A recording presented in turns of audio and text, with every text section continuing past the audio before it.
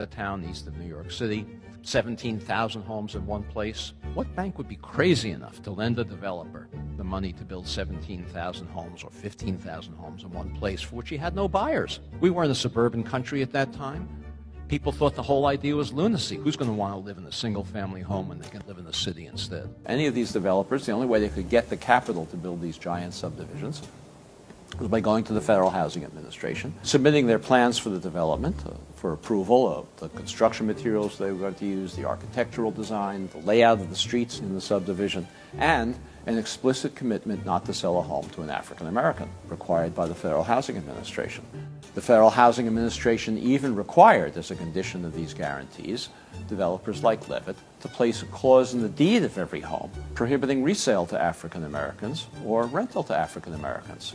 These deeds still exist in these homes today. They're no longer enforced, no longer enforceable, but they're still there. What was the consequence of this? Well, those homes in those days, in all of these suburbs, they sold for $10,000 or less, $8,000, $9,000 a piece. In today's money, that's less than $100,000, probably $90,000. African Americans who were prohibited, not that they didn't want to, not because they didn't like living among whites, they were prohibited from moving into these suburbs, and they could easily afford to do so. Any working class family can afford to buy a home for $90,000, roughly twice national median income.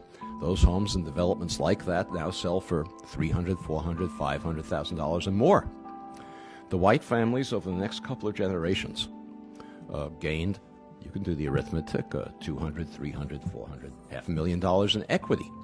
They used that equity to send their children to college, to take care of medical emergencies, to take care of economic downturns, most importantly, to bequeath it to their children, who then had down payments for their own homes.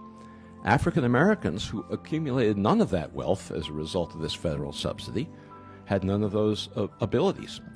Today, nationwide, African American incomes are on average about 60% of white incomes. African American wealth today is 10% of white wealth. That enormous disparity between a 60% income ratio and a 10% wealth ratio is entirely attributable to unconstitutional federal housing policy practiced in the mid-20th century that has never been remedied. It's a constitutional violation, and of course it determines the ongoing racial inequalities we have today.